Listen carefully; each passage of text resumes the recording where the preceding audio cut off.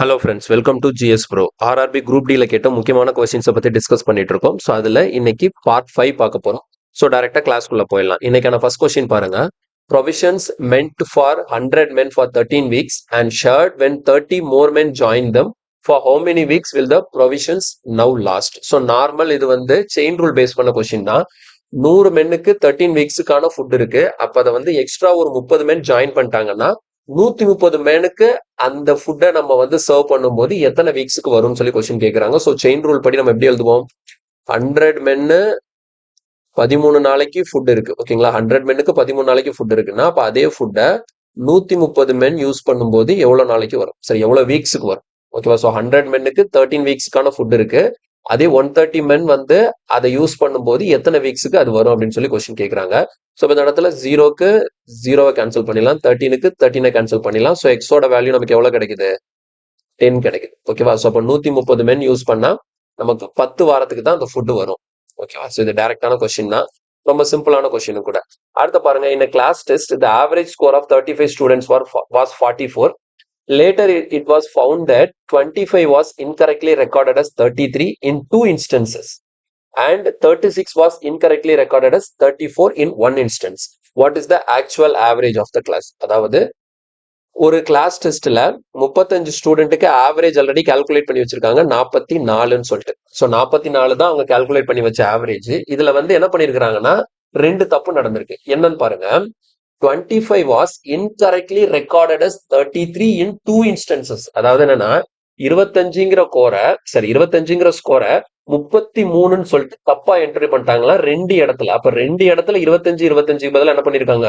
33 பண்ணிருக்காங்க. அப்ப என்ன பண்ணிருக்காங்க? கரெக்டான டேட்டா வந்து 25 தான், ஆனா அவங்க போட்டது என்னது? 33. அப்ப என்ன பண்ணிருக்காங்க? தப்பா அதிகமா எடுத்துட்டாங்க. அப்ப பாருங்க, 25ல இருந்து 33 எவ்வளவு அதிகமா எடுத்திருக்காங்க? 8 அதிகமா எடுத்திருக்காங்க. 2 இன்ஸ்டன்ஸ்னா 2 25 33 எடுத்துட்டாங்க. அப்ப 2 தடவை 8 இன்க்ரீஸ் பண்ணிருக்காங்க. அப்ப அதுக்கு நம்ம என்ன பண்ணணும்? ஒரு 16 சப்ராக்ட் பண்ணணும். அதை கரெக்ட் பண்றதுக்கு 16 குறைக்கணும். எதுக்காக நான் 16 குறைக்கிறேன்னா இன் 2 இன்ஸ்டன்ஸ் சொல்லியிருக்காங்க. புரியுதா? சோ 25 தான் ஆக்சுவல் ஸ்கோர். 25க்கு பதிலா 33ன்னு சொல்லிட்டு ஒரு 8 எக்ஸ்ட்ரா வச்சு என்ட்ரி போட்டாச்சு 2 இடத்துல. அப்ப 2 இடத்துல 8 குறைக்கணும். அப்ப ஆக மொத்தம் 16 குறைக்கணும். அடுத்து பாருங்க, 36 was incorrectly recorded as 34 in 1 instance. அப்போ ஒரு இடத்துல 36ங்கிற ஸ்கோருக்கு பதிலா என்ன பண்ணிருக்காங்க? 34ன்னு ரெக்கார்ட் பண்ணிட்டாங்க. அப்ப இந்த இடத்துல என்ன பண்ணிருக்காங்க? தப்பா குறைச்சி எடுத்துட்டாங்க. எவ்வளவு குறைச்சி எடுத்துருக்காங்க? 2 குறைச்சி எடுத்துட்டாங்க. அப்ப அதை கரெக்ட் பண்றதுக்கு நம்ம என்ன பண்ணுவோம்? ஒரு 2 இன்க்ரீஸ் பண்ணுவோம். ஓகேவா? சோ இதுதான் நமக்கு டோட்டல் நடக்கக்கூடிய சேஞ்ச். அப்ப டோட்டலா மொத்தம் எத்தனை ஸ்டூடெண்ட் இருக்காங்க? 35. இதை இங்க நம்ம போட்டோம்னா ஆன்சர் ஈஸியா கிடைச்சிடும். அவ்வளவுதான். இதை சால்வ் பண்ணா நமக்கான ஆன்சர். ஓகேவா? சோ இதை சால்வ் பண்ணும்போது என்ன கிடைக்கும்னு பாருங்க. இந்த இடத்துல -16 பிளஸ் ஒரு 2 இருக்கா? அப்ப நமக்கு இது எவ்வளவு வரும்? இதை மட்டும் நான் சால்வ் பண்றேன். பாருங்க, 44. அப்ப இதை நம்ம சால்வ் பண்ணும்போது என்ன வரும்? -14/35. அப்ப 2 7s are 14, 5 7s are 35. அப்ப 5 டேபிள்ல கேன்சல் பண்ணும்போது நமக்கு எல்லாம் வரும் 0.4 வரும். அப்ப 44ல 0.4 கழிச்சா எவ்வளவு? 43.6. ஸோ கொஸ்டின்கான ஆன்சர் வந்து ஆப்ஷன் ஏ. ஸோ இதுலமே கால்குலேஷன்ல எந்த பெரிய விஷயமும் இல்ல, டைரக்டான ஒரு ஆவரேஜ் பேஸ் பண்ண கொஸ்டின் தான். அடுத்து பாருங்க, the listed price of a bag is 93% more than its cost price and a discount of 59% is announced on it. Find the loss percentage கேக்குறேன். அப்ப பாருங்க, லிஸ்ட் பிரைஸ் வந்து எப்படி இருக்குமா? காஸ்ட் பிரைஸை விட 93% ஜாஸ்தியா இருக்கும். அப்ப நான் என்ன பண்ணிக்கிறேன்? காஸ்ட் பிரைஸா 100 ஃபிக்ஸ் பண்ணிக்கிறேன். அப்ப லிஸ்ட் பிரைஸ் என்னது? Mark price. அப்ப மார்க் பிரைஸ் என்னவா இருக்கும்? 193 இருக்கும். இப்ப எவ்வளவு டிஸ்கவுண்ட் கொடுக்குறாங்க? 59% டிஸ்கவுண்ட் கொடுக்குறாங்க.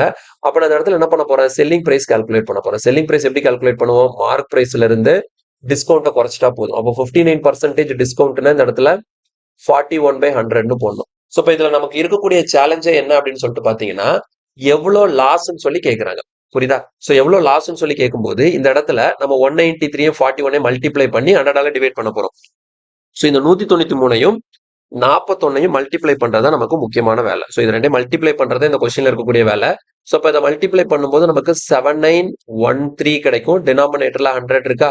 அப்போ நமக்கு செல்லிங் பிரைஸ் எவ்வளவு வருது? 79.13.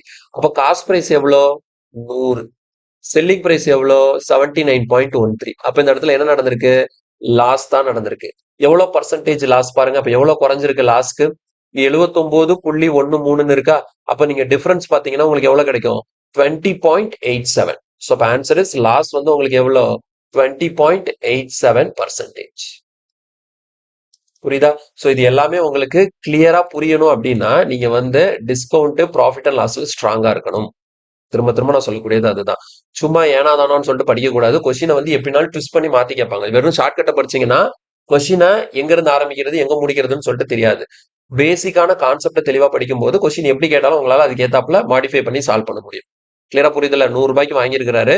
அப்ப அது 79.13க்கு வித்திருக்கிறாரு. டிஃபரன்ஸ் எவ்வளவுன்னு பார்த்தா 20.87. அவ்வளவுதான் அவருக்கு லாஸ் ஆயிருக்குன்னு அர்த்தம். அடுத்த கொஸ்டின் போலாம். Okay, next question பாருங்க. 8 men or 9 women can do a job in 2 days. 8 men work for 1 day and leave the number of women required to complete the remaining work in 9 days. So ரொம்ப சிம்பிளான ஒரு question தான். இந்த question நான் சொல்றேன், கிளியரா புரிஞ்சுக்கோங்க. 8 men or 9 women can do a job in 2 days. அப்படின்னா என்ன அர்த்தம்? 8 men பார்த்தாலும் வேலை 2 நாள்ல முடியும், 9 women பார்த்தாலும் வேலை 2 நாள்ல முடியும். அப்ப இதுல இருந்து எனக்கு என்ன தெரியுது? 8 மென்னோட எஃபிஷியன்சியும் 9 விமனோட எஃபிஷியன்சியும் சேம்னு தெரியுது. புரியுது? ஏன்னா 8 மென்னை வச்சு நான் வேலை செஞ்சாலும் 2 நாள்ல வேலை முடிஞ்சிருது. அதே வேலையை 9 விமனை வச்சு வேலை செய்யும் போது 2 நாள்ல வேலை முடிஞ்சுது. அப்போ இந்த குரூப்பும் ஒரு வேலையை முடிக்கிறதுக்கு சேம் டைம் எடுத்துக்கிறாங்கன்னா அவங்களோட எஃபிஷியன்சி எப்படி இருக்குன்னு அர்த்தம்? சேமா இருக்குன்னு அர்த்தம். அப்போ 8 மென்னும் 9 விமனும் எப்படிதான்? ஈக்குவல் தான். ஓகே, அடுத்து பாருங்க. 8 men work for 1 day and leave the number of women required to complete the remaining work. அப்ப 8 மென்னு வேலையை ஆரம்பிக்கிறாங்க. வேலையை ஆரம்பிச்சு ஒரு நாள் வேலை செஞ்சுட்டு போயிடுறாங்க. அதுக்கப்புறம் மீதி இருக்கிற வேலையை நான் விமனை வச்சு பண்ணணும். அப்ப எத்தனை விமனை வச்சு வேலை செஞ்சேன்னா மீதி இருக்கிற ஒர்க் எனக்கு 9 daysல முடியும்னு சொல்லி கொஸ்டின் கேட்கறாங்க.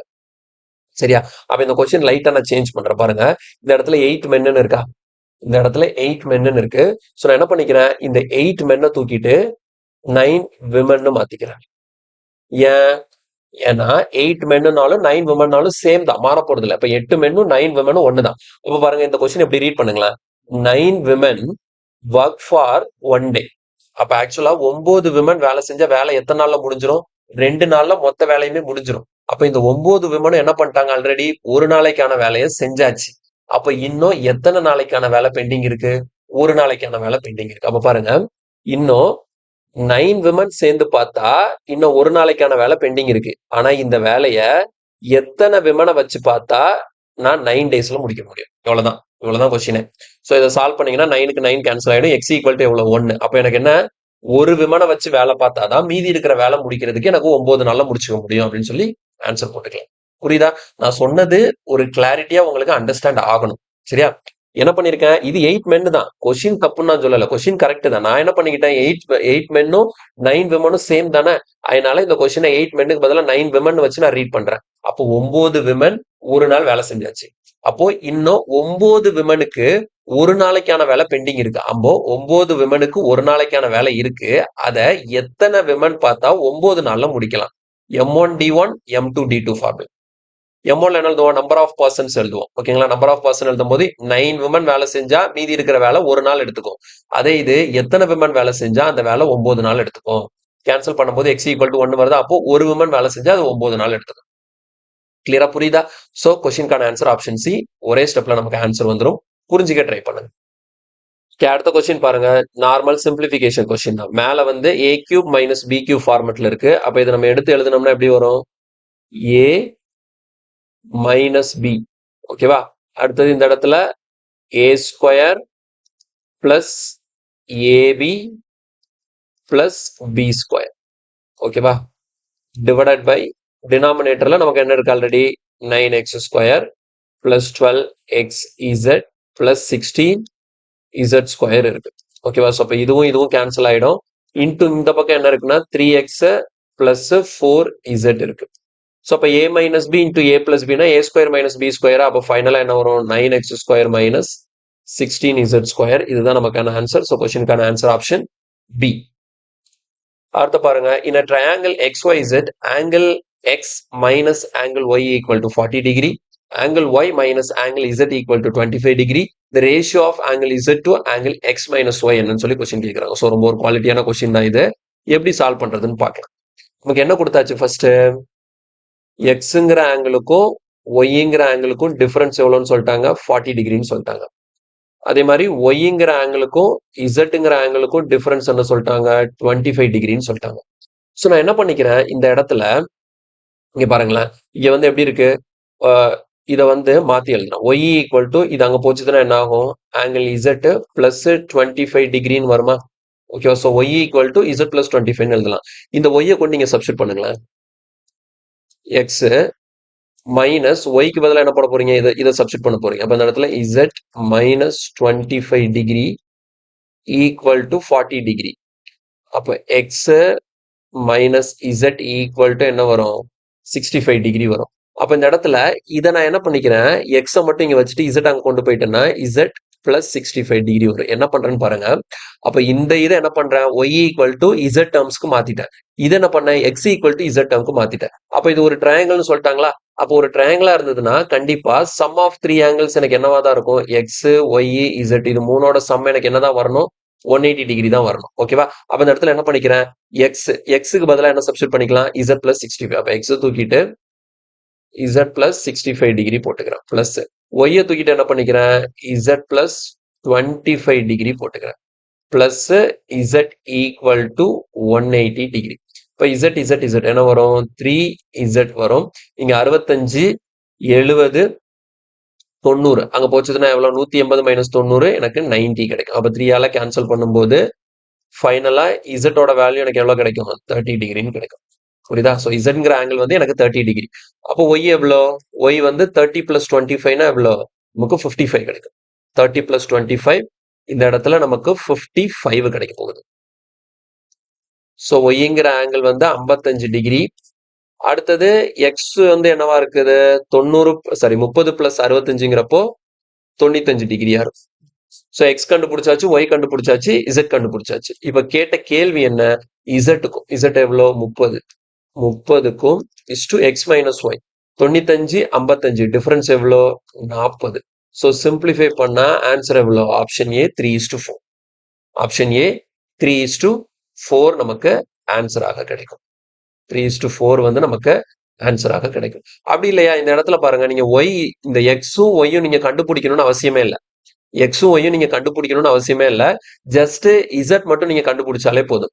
இசட் மட்டும் கண்டுபிடிச்சிங்கன்னு வச்சுக்கோங்களேன், இசட் எவ்வளவு 30. அப்போ இந்த இடத்துல என்ன கேட்கறாங்க, இசட் கேட்கறாங்க. இசட்க்கு 30 போட்டாச்சு.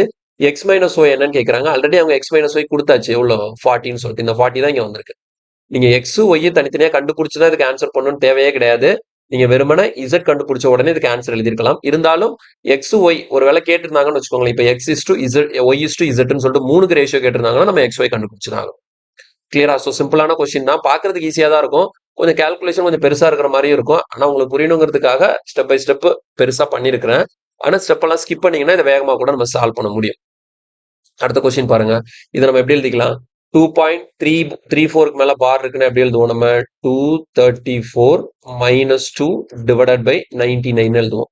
இங்க 189 மைனஸ் 1 டிவைடட் பை 99 எழுதுவோம். இப்போ 234 மைனஸ் 2னா எவ்வளோ, 232 மைனஸ் 189 மைனஸ் 1னா எவ்வளோ, 188. கீழே ரெண்டு பக்கம் 99 இருக்கிறதுனால எல்சிஎம் 99 வச்சுக்கலாம். இப்போ 232ல இருந்து 188 கழிக்கணும். அப்போ இங்க ஒரு 12, இங்க ஒரு 32. அப்போ எவ்வளோ, 44 பை 99. 11 டேபிள்ல கேன்சல் பண்ணா நமக்கு ஆன்சர் வந்து 4/9 கிடைக்கும். ஸோ கொஸ்டின்கான ஆன்சர் 4/9. அடுத்து பாருங்க, the number of prime numbers lying between 480 and 489. 480க்கும் 489க்கும் நடுவுல எத்தனை பிரைம் நம்பர் இருக்குன்னு சொல்லி கொஸ்டின் கேட்கறாங்க. அப்ப இந்த இடத்துல எடுத்து எழுதுறேன் பாருங்களேன். 481 இருக்கு, 482 இருக்கு, 483, 484, 485, 486, 487, 488. புரியுதா? 480க்கும் 89க்கும் நடுவுல தான். அப்ப 81ல இருந்து ஆரம்பிச்சு 88 வரைக்கும் மொத்தம் 8 நம்பர் இருக்கு. இந்த 8 நம்பர்ல எத்தனை பிரைம் நம்பர்னு சொல்லிட்டு பார்க்கணும். அப்ப ஃபர்ஸ்ட் எதெல்லாம் பிரைம் நம்பர் இல்லையோ அதை எலிமினேட் பண்ணிடலாம். எதெல்லாம் இருக்க வாய்ப்பு இல்ல, இது இல்ல, ஏன்னா இது 2ஆல டிவைட் ஆகும். இதுவும் இல்ல, இதுவும் இல்ல, இதுவும் இல்ல. புரியுதா? ஸோ ஈவன் நம்பர்ஸ் ஃபுல்லா பிரைம் நம்பரா இருக்கிறதுக்கு வாய்ப்பு இல்லை. அதே மாதிரி இதுவும் இருக்க வாய்ப்பு இல்லை, ஏன்னா இது 5ஆல டிவைட் ஆகும். 5ல முடியுதுல, அதனால கண்டிப்பா இது 5ஆல டிவைட் ஆகும். அப்ப இதுவும் இருக்க வாய்ப்பு இல்லை. இந்த 483 பாருங்க, இந்த 483 வந்து 3ஆல டிவைட் ஆகும். 3ஆல டிவைட் ஆகும். எப்படி நான் 3ஆல டிவைட் ஆகும்னு சொல்றேன்னா, சம் ஆஃப் டிஜிட்ஸ் பாருங்களேன். 4 8 12 12 பிளஸ் 3 எவ்வளவு 15 15 3ஆல டிவைட் ஆகுதுன்னா இந்த 483 3ஆல டிவைட் ஆகும். அப்ப இதுவும் பிரைம் நம்பரா இருக்கிறதுக்கு வாய்ப்பு இல்ல. அப்ப நமக்கு செக் பண்றதுக்கு 2 நம்பர் தான் இருக்கு. ஒன்னு 481, இன்னொன்னு 487. இது ரெண்டுல எது பிரைம் நம்பர் எது பிரைம் நம்பர் இல்லங்கிறத நம்ம கண்டுபிடிக்கணும். சரியா? சரி, பிரைம் நம்பரா இல்லையான்னு சொல்லிட்டு கண்டுபிடிக்கிறதுக்கு என்ன ரூல் ஃபாலோ பண்ணுவோம் அப்படின்னா, நமக்கு எந்த நம்பரை செக் பண்ண போறோம்? இந்த 481 செக் பண்ண போறோம். அப்ப 481க்கு க்ளோஸா இருக்கக்கூடிய பெர்ஃபெக்ட் ஸ்கொயர் என்னன்னு சொல்லிட்டு பார்க்கணும். 481க்கு க்ளோஸா இருக்கக்கூடிய பெர்ஃபெக்ட் ஸ்கொயர். அது முன்னாடி இருக்கலாம், பின்னாடி இருக்கலாம். 481 விட அதிகமாவும் இருக்கலாம், கம்மியாவும் இருக்கலாம். ஆனா க்ளோசஸ்டா இருக்கணும். அப்படின்னு பார்க்கும்போது 484 481க்கு க்ளோஸா இருக்கக்கூடிய பெர்ஃபெக்ட் ஸ்கொயர் என்னது? 484. அப்ப 484ங்கிறது எதோட ஸ்கொயரு? 484ங்கிறது எதோட ஸ்கொயரு? 22ஓட ஸ்கொயர். சரியா? இப்ப 22ஓட அதே மாதிரி 487க்கு க்ளோஸா இருக்கக்கூடிய பெர்ஃபெக்ட் ஸ்கொயர் என்னதுதான்? 484 தான். அப்ப 484 எதோட ஸ்கொயர்? 22ஓட ஸ்கொயர். அப்ப இது ரெண்டுமே அப்படிதான் செக் பண்ண போறோம். எப்படி செக் பண்றோம்னு புரியுதுல? எந்த நம்பர் பிரைம் நம்பரா இல்லையான்னு சொல்லிட்டு செக் பண்ண போறீங்களோ அந்த நம்பருக்கு க்ளோஸா இருக்கக்கூடிய பெர்ஃபெக்ட் ஸ்கொயர் என்னன்னு சொல்லிட்டு பார்க்கணும். அப்போ நான் 481 செக் பண்ண போறேன். அதுக்கு க்ளோஸா இருக்கக்கூடிய பெர்ஃபெக்ட் ஸ்கொயர் 484. 484 எதோட ஸ்கொயர்? 22ஓட ஸ்கொயர். அப்ப நான் என்ன பண்ண போறேன்? 22ங்கிற நம்பருக்கு கீழே இருக்கக்கூடிய 22 விட சின்ன 22க்கு கீழே இருக்கக்கூடிய பிரைம் நம்பர் என்னெல்லாம் இருக்கோ இந்த எல்லா பிரைம் நம்பரையும் எடுத்து இதை அடி கொடுத்து பார்ப்பேன். அப்படி ஏதாவது ஒரு பிரைம் நம்பர்ல இது அடி போயிருச்சு அப்படின்னா இது ஒரு பிரைம் நம்பர் இல்ல. அப்படி எந்த பிரைம் நம்பராலையும் இது அடி போகல அப்படின்னா இது ஒரு பிரைம் நம்பர். இப்ப 22க்கு கீழே இருக்கக்கூடிய பிரைம் நம்பர்ஸ் என்னெல்லாம்? 2 இருக்கு, 3 இருக்கு, 5 இருக்கு, 7 இருக்கு, அடுத்தது 11 இருக்கு, 13, 17, 19. ஓகேவா? சோ அப்போ 22க்கு கீழே இருக்கக்கூடிய பிரைம் நம்பர்ஸ் எல்லாத்தையும் எழுதிட்டேன். இந்த பிரைம் நம்பர் எல்லாத்தையும் எடுத்து இந்த 481 டிவைட் பண்ணி பார்க்கணும். இதுல எல்லாத்துலயும் அது டிவைட் ஆகல அப்படின்னா அது பிரைம் நம்பர் தான்.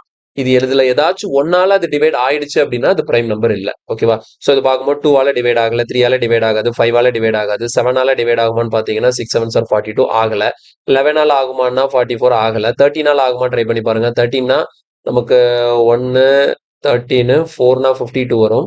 நமக்கு 3 டைம்ஸ் 313னா நமக்கு எவ்வளவு கிடைக்கும்? 39 கிடைக்கும். 330னா 39 கிடைக்கும்.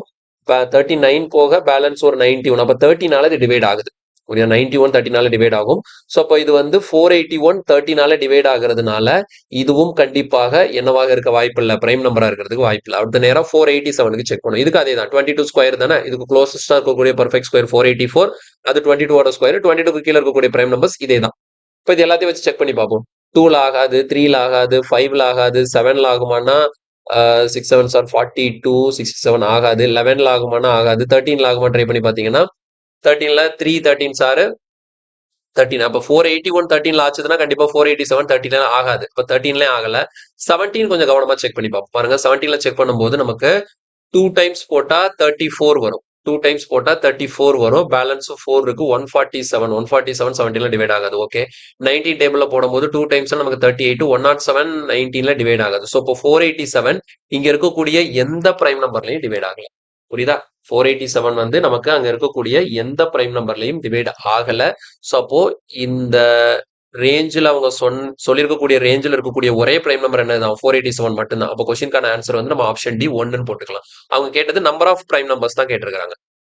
அடுத்த கொஸ்டின் பாருங்க. A cylindrical pipe open at both ends as an external diameter of 20 cm and an internal diameter of 16 cm. If the length is 35 cm, find the volume of metal used. Volume கண்டுபிடிக்க சொல்லியிருக்காங்க. இது வந்து என்னது? External diameter கொடுத்திருக்காங்க, internal diameter கொடுத்திருக்காங்க. அப்ப இது வந்து என்னது? Hollow cylinder. சரியா? சோ ஹாலோ சிலிண்டர் தான் ஹாலோ சிலிண்ட்ரிக்கல் பைப். ஓகேவா? சோ ஹாலோ சிலிண்டர் மாதிரி நம்ம டயக்ராம் வரையணும். இப்ப இப்படி இருக்கு ஒரு ஹாலோ சிலிண்டர். சரியா? சோ இந்த ஹாலோ சிலிண்ட்ரிக்கல் பைப்பு, இந்த ஹாலோ சிலிண்ட்ரிக்கல் பைப்புக்கு வந்து ஹைட் நமக்கு கொடுத்தாச்சு. ஹைட் வந்து எவ்வளவு சொல்லியிருக்காங்க? 35 சென்டிமீட்டர்னு சொல்லியிருக்காங்க. அதே மாதிரி ரேடியஸ்ன்னு பாத்தீங்கன்னா எக்ஸ்டர்னல் டயாமீட்டர் தான் கொடுத்துருக்காங்க. அப்ப எக்ஸ்டர்னல் டயாமீட்டர்னா உள்ள இருந்து வெளியே வரைக்கும் கேபிட்டல் ஆர். சரியா? எக்ஸ்டர்னல் டயாமீட்டர்னா உள்ள இருந்து வெளியே வரைக்கும் இந்த கேபிட்டல் ஆர் எவ்வளவு இருக்குதுன்னா நமக்கு 10 சென்டிமீட்டர் இருக்கு. ஸோ டயாமீட்டர் 20 சென்டிமீட்டர், ரேடியஸ் எவ்வளவு? 10 சென்டிமீட்டர். அதே மாதிரி இன்டர்னல் டயாமீட்டர் சொல்லியிருக்காங்க. அப்ப இன்டர்னல் டயாமீட்டர் அப்படிங்கிறது உள்ள இருக்கக்கூடிய இன்டர்னல் ரேடியஸை கண்டுபிடிச்சலாமா? அப்ப அது 16ன்னா அப்ப எவ்வளோ? 8. கரெக்டா? ஸோ அப்போ இந்த இடத்துல இதுதான் இன்டர்னல். ஸோ அப்போ ஸ்மால் ஆரை வந்து என்னன்னு வச்சுக்கலாம், 8 சென்டிமீட்டர்னு வச்சுக்கலாம். ஸ்மால் ஆர் வந்து 8 சென்டிமீட்டர், கேபிட்டல் ஆர் வந்து 10 சென்டிமீட்டர். இப்போ நம்ம வால்யூம் கண்டுபிடிக்க போறோம். வால்யூம்க்கான ஃபார்முலா என்ன? சிலிண்டரோட வால்யூம் ஃபார்முலா என்ன? Pi R square H. அப்போ இதுவே நமக்கு ஹாலோ சிலிண்டர்னா என்ன பண்ணுவோம்? Pi into H into capital R square minus small R square போடும். இதான் நமக்கு ஃபார்முலா. ஹாலோ சிலிண்டருக்கான volume formula pi capital R square minus small R square into H. Okay, பைக்கு பையை சப்ஸ்டியூட் பண்ணியாச்சு. ஹெச்சோட வேல்யூ எவ்வளோ? 35 into capital R square minus small R square. அப்போ கேபிட்டல் ஆர்னா 100, 10 ஸ்கொயர் 100, 64. டிஃபரன்ஸ் எவ்வளோ? நமக்கு 36 கிடைக்கும். அப்போ இங்கே அடி கொடுத்தோம்னா நமக்கு 5, 22 இன்டூ 5னா நமக்கு எவ்வளோ? 110 கிடைக்கும். ஸோ 110 இன்டூ 36 போடும்போது 3960. ஸோ கொஸ்டின்கான ஆன்சர் வந்து ஆப்ஷன் டி 3960.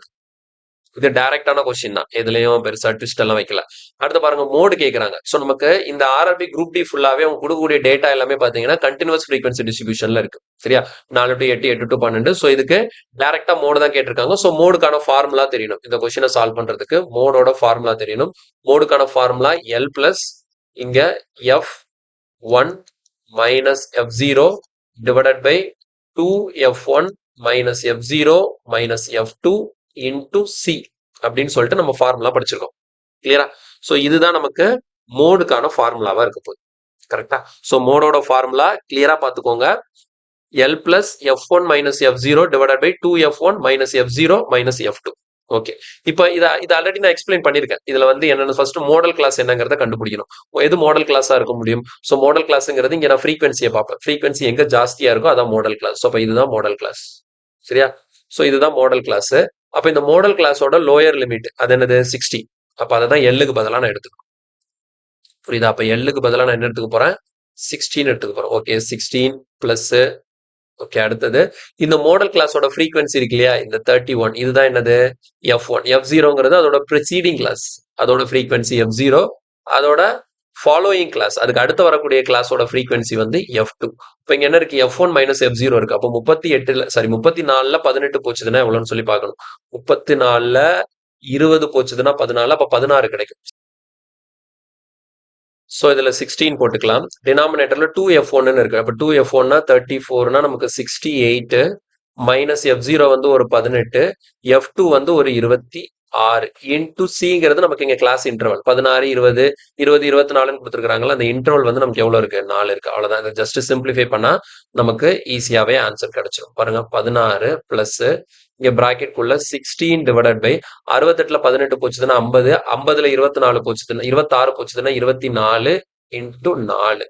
இப்போ இங்க கேன்சல் பண்ணும்போது நமக்கு 6 டைம்ஸ் வரும். இங்கே கேன்சல் பண்ணோம்னா நமக்கு எவ்வளவு கிடைக்குது?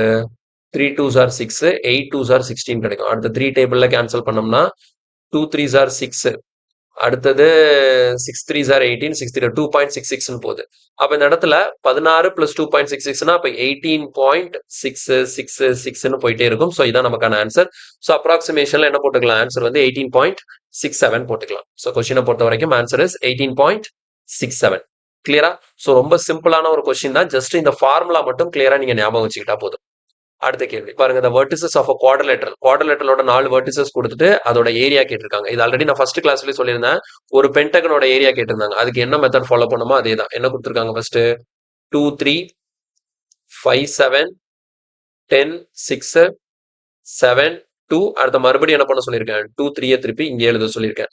அப்ப ஏரியா ஈக்குவல் டு ஹாஃப் இன்டூன்னு சொல்லிட்டு ஒரு பெரிய பிராக்கெட் ஓபன் பண்ணிக்கோங்க. இந்த இடத்துல பாருங்க, 2 7s are 14. ஓகேவா? ஸோ 14, அடுத்த 5 6 are 30, so plus 30, 10 2s are 20, so plus 20, 7 3s are 21, so plus 21. இது அவ்வளோத்தையும் ஆட் பண்ணி ஒரு பக்கம் வச்சுக்கணும். மைனஸ் இப்போ cross of 5 3s are 15, 7 10s are 70, 6 7s are 42, 2 2s are 4. ஓகேவா? ஸோ இது இந்த பக்கம். இப்போ இந்த இடத்துல பாருங்க 1/2 போட்டாச்சு. இப்போ இதை ஃபுல்லா ஆட் பண்ணணும். 30 50 60 70 80 85 வருது. ஸோ இந்த இடத்துல 85 வருது. இங்க வந்து 70 70 ஒரு 15 85 வரும். 85 89 90 91 131 வருது. சரியா? 131 வருது. சோ இது பாசிட்டிவா வருது, நெகட்டிவா வருது அதெல்லாம் நமக்கு பார்க்க தேவையில்ல. என்ன வருதோ அத ஆன்ஸரா போட்டுக்க வேண்டியதுதான். சோ பாசிட்டிவாவும் வரலாம், நெகட்டிவாவும் வரலாம். அது நமக்கு பிரச்சனை கிடையாது. ஓகே. சோ 131ல 85 போச்சுன்னா இங்க ஒரு 15, இங்க ஒரு 31. ஓகேவா? சோ 15, 31 சேர்க்கும்போது 15, 31ங்கிறப்ப 46. சோ 1/3 into 46 கேன்சல் பண்ணும்போது எவ்வளோ? Answer is 23. ஸோ கொஸ்டின்கான answer option A 23 square units. கிளியரா? ஸோ கோஆர்டினேட் ஜாமெட்ரியில இது ஒரு முக்கியமான கான்செப்ட். அடுத்து பாருங்க, the unit prices of a lemon and strawberry chocolate are in the ratio 28:26 and consumption ratio is 15:14. அப்ப எக்ஸ்பெண்டிச்சர் கேக்குறாங்க. அப்ப எப்பவுமே ஞாபகம் வச்சுக்கணும், எக்ஸ்பெண்டிச்சர் ஈக்குவல் டு நமக்கு price into consumption. Expenditure equal to price into consumption. அப்ப இந்த இடத்துல டைரக்டா நம்ம ஆன்சர் போட்டுலாம். பாருங்க, யூனிட் பிரைஸ் லெமன் ஸ்ட்ராபெரி. ஆனா ஆன்சர் எப்படி கேட்டிருக்காங்க? Expenditure of strawberry and lemon சொல்லி கேட்டிருக்காங்க. அப்ப கவனமா இருக்கணும். இந்த மாதிரி கொஸ்டினுக்கு ஆன்சர் போடும்போது இங்க ரேஷியோ எப்படி கொடுத்துருக்காங்க? லெமனுக்கும் ஸ்ட்ராபெரிக்கும் கொடுத்துருக்காங்க. ஓகேவா? எது நமக்கு இந்த பிரைஸ் ரேஷியோவும் சரி, இந்த கன்சம்ஷன் ரேஷியோவும் சரி, லெமனுக்கும் ஸ்ட்ராபெரிக்கும் இருக்கு. கேட்டிருக்கிறது எதுக்கு கேட்டிருக்காங்க? ஸ்ட்ராபெரிக்கும் லெமனுக்கும் கேட்டிருக்காங்க. அப்ப நான் கண்டுபிடிக்க வேண்டியது ஸ்ட்ராபெரியோட எக்ஸ்பெண்டிச்சருக்கும் லெமனோட எக்ஸ்பெண்டிச்சருக்கும் ரேஷியோ போடணும். அப்ப ஸ்ட்ராபெரியோட பிரைஸ் எவ்வளவு இருக்கு ரேஷியோல? 26. ஸ்ட்ராபெரியோட கன்சம்ஷன் எவ்வளவு இருக்கு? 14. லெமனோட பிரைஸ் எவ்வளவு இருக்கு? 28. அண்ட் லெமனோட கன்சம்ஷன் எவ்வளவு இருக்கு? 15. ஓகே. ஸோ 14 டேபிள்ல கேன்சல் பண்ணும்போது இங்க 2 டைம்ஸ் வரும். இங்க 2 ஆல இங்க கேன்சல் பண்ணும்போது 13 டைம்ஸ் வரும். ஸோ 13:15 தான் நமக்கு கரெக்டான ஆன்சர். மாத்தி போட்டு வச்சிடக்கூடாது. ஓகே, அடுத்த கொஸ்டின் பாருங்க. இந்த இடத்துல நமக்கு 35 x⁻3 y² z அப்படின்னு சொல்லி கொடுத்துருக்காங்க. டிவைடட் பை 7 x y⁴ இருக்கு. அடுத்து இங்க டிவிஷன் இருக்கு. அதனால என்ன பண்ணிக்கிறேன்? மல்டிப்ளிகேஷன் போட்டு 1/25 x y⁻2 அப்புறம் z இதோட வேல்யூ என்னன்னு சொல்லி கண்டுபிடிக்க சொல்லியிருக்கோம். ஸோ நம்பரா கேன்சல் பண்ணும்போது இங்க 7 டேபிள்ல கேன்சல் பண்ண இது 5 டைம்ஸ், 5 டேபிள்ல கேன்சல் பண்ண இங்க 5 டைம்ஸ். அப்ப நம்பர்ஸ் எல்லாம் கேன்சல் பண்ணிட்டேன். எல்லா நம்பரையும் கேன்சல் பண்ணது போக எனக்கு ஒரே ஒரு 5 மட்டும் பெண்டிங் இருக்கு. 5 எங்க இருக்கு? டினாமினேட்டர்ல இருக்கு. அப்ப எப்படி பார்த்தாலும் எனக்கு டினாமினேட்டர்ல என்ன வரப்போகுது? 5 வரப்போகுது. நேரா ஆப்ஷன் பாருங்க. ஒரே ஒரு ஆப்ஷன்ல தான் உங்களுக்கு டினாமினேட்டர் 5 இருக்கும். ஸோ கொஸ்டினுக்கான ஆன்சர் ஆப்ஷன் பி. இதுலயே நம்ம பிக் பண்ணிட்டு அடுத்த கொஸ்டின் போயிடலாம். இருந்தாலும் நம்ம இதை கேன்சல் பண்ணி கரெக்டா x/5 வருதான்னு சொல்லிட்டு செக் பண்ணி பார்ப்போம். பாருங்க, இங்க எக்ஸ் இருக்கு, எக்ஸ் இருக்கு. ஸோ 2 எக்ஸ்னா எக்ஸ் இன்டு எக்ஸ் x². அப்ப மேல x³ இருக்கு. அப்ப இது கேன்சல் ஆகி ஒரு 1 வந்துடும். அப்போ நியூமரேட்டர்ல கண்டிப்பா ஒரு எக்ஸ் வரப்போகுது. ஓகே. அடுத்து பாருங்க, இங்க y² இருக்கு. ஓகே. ஸோ இங்க y² இருக்கு, இங்க y⁻4 இருக்கு, இங்க y⁻2 இருக்கு. அப்போ y⁻4 இன்டு y⁻2னா நமக்கு என்ன அர்த்தம்? y² அர்த்தம். அப்ப இந்த y² இது எல்லாம் கேன்சல் ஆயிடும். புரியுதா? எப்படின்னா y⁻4 இன்டு y⁻2ன்னு அர்த்தம் என்ன? y⁻2ன்னு அர்த்தம். ஏன்னா பவர் ஆட் பண்ணும்போது 4 + -2னா 4 - 2 2 வரும். அப்போ y⁻4ஐயும் y⁻2ஐயும் மல்டிப்ளை பண்ணும்போது உங்களுக்கு y². இந்த y² இந்த y² என்ன ஆயிடும்? கேன்சல் ஆயிடும். இந்த z இந்த z என்ன ஆயிடும்? கேன்சல் ஆயிடும். ஸோ ஃபைனலா என்ன மட்டும் பெண்டிங் இருக்கு? x/5. ஸோ அதுதான் நமக்கான ஃபைனல் ஆன்சர். அடுத்த கொஸ்டின் பாருங்க. இது ரொம்ப சிம்பிளான ஒரு கொஸ்டின் தான். இது நம்ம ஆல்ரெடி இந்த நம்பர்ஸை பத்தி நம்மளோட நம்பர் சிஸ்டம் கிளாஸ்ல தெளிவா டீச் பண்ணியிருக்கோம். இந்த 7, 11, 13 இது ஒரு ஸ்பெஷல் நம்பர். இந்த 7, 11, 13 இது மூணாலையுமே ஒரு நம்பர் டிவைட் ஆகுது அப்படின்னா கண்டிப்பா இது மூணை மல்டிப்ளை பண்ணும்போது எனக்கு என்ன நம்பர் கிடைக்குன்னா 1001 அப்படிங்கிற ஒரு ஸ்பெஷல் நம்பர் கிடைக்கும். புரியுதா? இந்த 1001ங்கிறது என்னன்னா 7, 11, 13 இது மூணையுமே மல்டிப்ளை பண்ணி கிடைக்கக்கூடிய நம்பர் தான் இந்த 1001. ஓகேவா? ஸோ 1001 7ஆலையும் டிவைட் ஆகும், 1001 11ஆலையும் டிவைட் ஆகும், 1001 13ஆலையும் டிவைட் ஆகும். அப்போ ஒரு நம்பர் 7ஆலையும் டிவைட் ஆகணும், 11ஆலையும் டிவைட் ஆகணும், 13ஆலையும் டிவைட் ஆகணும்னா கண்டிப்பா அந்த நம்பர் எதால டிவைட் ஆகணும்? 1001ஆல டிவைட் ஆகும். அப்போ ஒரு நம்பர் 1001ஆல டிவைட் ஆனாதான் அது 7, 11, 13 இது 3 நம்பரால டிவைட் ஆகும். அப்ப கீழே இருக்கிற ஆப்ஷனை பாருங்க. கீழே இருக்கிற ஆப்ஷன்ல எது 1001ஆல டிவைட் ஆகுற மாதிரி இருக்கு? ஒரே ஒரு ஆப்ஷன் தான் இருக்கும். என்னது? Option D. ஏன்னா இந்த 1001 நீங்க ஒரு சிங்கிள் டிஜிட் நம்பரோட மல்டிப்ளை பண்ணீங்கன்னு வச்சுக்கோங்களேன். இப்போ ஃபார் எக்ஸாம்பிள் 5ஆல மல்டிப்ளை பண்ணீங்கன்னா உங்களுக்கு நம்பரோட ஸ்ட்ரக்சர் எப்படி இருக்கும்? 5005ன்னு இருக்கும். இதே இது 1001 ஒரு 2 டிஜிட் நம்பரால மல்டிப்ளை பண்றீங்கன்னு வச்சுக்கோங்களேன். இப்போ 45 அப்படிங்கிற ஒரு 2 டிஜிட் நம்பரால மல்டிப்ளை பண்ணீங்கன்னா உங்களுக்கு எப்படி தான் இருக்கும் ரிசல்ட்? 45045ன்னு இருக்கும். ஓகேவா? ஸோ நம்பரோட ஸ்ட்ரக்சரே இப்படி தான் இருக்கும். இப்போ இதே இது 1001 ஒரு 3 டிஜிட் நம்பரால மல்டிப்ளை பண்றீங்கன்னு வச்சுக்கோங்களேன். இப்போ 423ஆல மல்டிப்ளை பண்றீங்கன்னா உங்களுக்கு ரிசல்ட் எப்படி தான் இருக்கும்? 423 423ன்னு இருக்கும். ஸோ அப்போ இந்த மாதிரி ஸ்ட்ரக்சர் எல்லாம் பார்த்துக்கணும். ஓகேவா? ஸோ 5005 அப்படின்னு அர்த்தம் 1001 ஒரு 2 டிஜிட் நம்பரால ஒரு 1 டிஜிட் நம்பரால மல்டிப்ளை ஆயிருக்குன்னு அர்த்தம். இந்த மாதிரி இருந்ததுன்னா 1001 ஒரு 2 டிஜிட் நம்பரால மல்டிப்ளை ஆயிருக்குன்னு அர்த்தம். அப்ப இந்த மாதிரி இருந்ததுன்னா 1001 ஒரு 3 டிஜிட் நம்பரால மல்டிப்ளை ஆயிருக்குன்னு அர்த்தம். கிளியரா? ஸோ அப்போ கொஸ்டினை பார்க்கும்போதே உங்களுக்கு உடைக்க தெரியணும். இப்போ உதாரணத்துக்கு எனக்கு இப்படி இருக்குன்னு வச்சுக்கோங்களேன். 23023 இருக்குன்னா இதுக்கு அர்த்தம் என்ன? 23 இன்டூ 1001 அர்த்தம். இப்போ இதே இது 5005 இருக்குன்னு வச்சுக்கோங்க. அதுக்கு அர்த்தம் என்ன? 5 இன்டூ 1001 அர்த்தம். இப்போ இதே இது 123 இன்டூ 123 சொல்லிட்டு ஒரு நம்பர் கொடுக்குறாங்கன்னு வச்சுக்கோங்களேன். இதுக்கு அர்த்தம் என்ன? 123 இன்டூ 1001 அர்த்தம். ஸோ இந்த நம்பரை பத்தி தெளிவா நம்மளோட நம்பர் சிஸ்டம் கிளாஸ்ல எக்ஸ்பிளைன் பண்ணியிருக்கேன். ஸோ இந்த வீடியோ பார்த்தீங்கன்னா ஒரு கிளாரிட்டி உங்களுக்கு கிடைக்கும். அடுத்து பாருங்க, a ladder is 1115 1115.470 centimetre from wall and makes 60 degree with ground. Find height touched nearest integer. அதாவது என்னன்னா ஒரு லேடரை வந்து செவுத்துல சாட்சி வச்சிருக்காங்களாம். ஓகேங்களா? ஸோ 1 செகண்ட் கோடு கிராஸா போகுது. இதுதான் வால்னு வச்சுக்கோங்க. ஓகேவா? ஸோ வால், இது கிரவுண்டு. இது மேல என்ன பண்ணிருக்காங்க? ஒரு லேடர் எப்படி சாட்சி வச்சிருக்காங்க. அந்த லேடர் வந்து கிரவுண்டோட மேக் பண்ணக்கூடிய ஆங்கிள் தான் எவ்வளவா? 60 degree. A ladder is 1115.470 centimetre from wall. அப்போ இந்த லேடர் வந்து இந்த செவருல இருந்து எவ்வளவு தூரத்துல இருக்குன்னு சொல்லி கொடுத்துருக்காங்க. எவ்வளவு தூரத்துல இருக்குன்னா 1115.470 சென்டிமீட்டர் இருக்கு. ஸோ அப்போ இந்த டிஸ்டன்ஸ் வந்து கொடுத்துருக்காங்க. என்ன கேட்குறாங்க? Find the height touched. அப்போ வால்ல எவ்வளவு ஹைட்ல அந்த லேடர் வந்து டச் பண்ணிட்டு இருக்கு. ஸோ இந்த ஹைட் கேட்குறாங்க. ஓகேவா? அப்போ இது என்னது?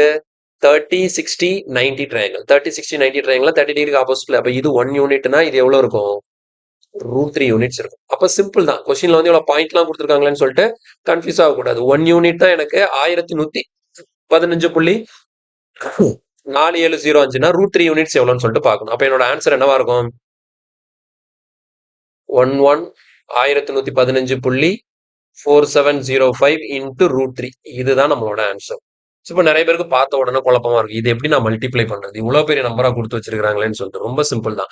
இங்க கொடுத்துருக்கிற நம்பர் வந்து 4 பிளேஸ் தள்ளி பாயிண்ட் வச்சு கொடுத்துருக்காங்க. நான் என்ன பண்ணுவேன்? இத வந்து இப்படி ஜஸ்ட் 45ன்னு எடுத்துக்கிறேன். இல்லைன்னா 45ன்னு கூட எடுக்க வேணாம். ரொம்ப க்ளோசஸ்டா போறீங்கன்னா 0.47 இருக்கா? 0.5ன்னு எடுத்துக்கோங்க. ரொம்ப க்ளோசஸ்ட் அப்ராக்சிமேஷன் என்ன? இதோட அப்ராக்சிமேஷன் என்னது? 0.5ன்னு எடுத்துக்கலாம். இந்த இடத்துல √3யோட வேல்யூ என்ன? 1.732. ஒரு விஷயம் தெளிவா ஞாபகம் வச்சுக்கணும். இந்த நம்பரை நான் அப்ராக்சிமேஷன் எடுக்கலாம், தப்பு இல்லை. ஆனா இந்த நம்பரை அப்ராக்சிமேஷன் எடுத்து வச்சிடாதீங்க. இங்க 1.7 தானே இருக்கு, 1.8ன்னு எடுத்துறேன்னு சொல்லிட்டு எடுத்து வச்சிடக்கூடாது. புரியுதா? ரெண்டுக்கும் டிஃபரன்ஸ் இருக்கு. இது வந்து அவங்க கொடுத்த வேல்யூ. இதுல வந்து நான் கூட குறைச்சிக்கலாம். இதை நான் மல்டிப்ளை பண்ணும்போது நீங்க வந்து 0.7 0.6 இங்க ஒரு பாயிண்ட் மாத்தும் போது நீங்க 1000தோட மல்டிப்ளை பண்ணும்போது டிஃபரன்ஸ் பெருசாயிடும். சரியா? சோ அதனால அப்ராக்சிமேஷன் இங்க மட்டும் எடுத்துக்கணும், இங்க எடுத்து வச்சிடக்கூடாது. இது 1.732 தான். அப்ப இந்த கொஸ்டினை பொறுத்த வரைக்கும் உங்களுக்கு இருக்கக்கூடிய பெரிய டாஸ்க் இது ரெண்டே மல்டிப்ளை பண்றது தான். இது ரெண்டே வேற வழியே இல்லை, நீங்க மல்டிப்ளை பண்ணி தான் ஆகணும். ஸோ மல்டிப்ளை பண்ணும்போது உங்களுக்கு இங்க இருக்கக்கூடிய ஆப்ஷன்ல எது க்ளோசஸ்ட் ஆப்ஷனா இருக்கோ அதை நீங்க ஆன்சராக போட்டுக்கலாம். சரியா?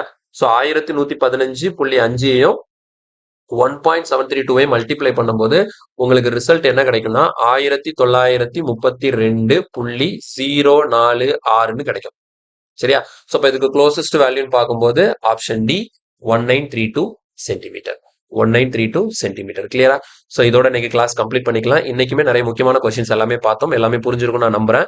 வீடியோ பிடிச்சிருந்தா லைக் பண்ணுங்க, ஃப்ரெண்ட்ஸ் எல்லாருக்கும் ஷேர் பண்ணுங்க. மறக்காம சேனலுக்கு சப்ஸ்கிரைப் பண்ணி சப்போர்ட் பண்ணுங்க. நம்மளோட GS Pro Android application download பண்ணிக்கோங்க. அதுல உங்களுக்கு தேவையான யூடியூப்கான கிளாஸ் நோட்ஸ் எல்லாமே ஃப்ரீயா அவைலபிளா இருக்கு. அது இல்லாம நிறைய மெட்டீரியல்ஸ் கூட நம்ம ஃப்ரீயா வச்சிருக்கிறோம். ஃப்ரீ மெட்டீரியல் செக்ஷன்ல அது கூட நீங்க டவுன்லோட் பண்ணி யூஸ் பண்ணிக்கலாம். ஓகே, ஸோ அடுத்த கிளாஸ்ல மீட் பண்றேன். தேங்க்யூ.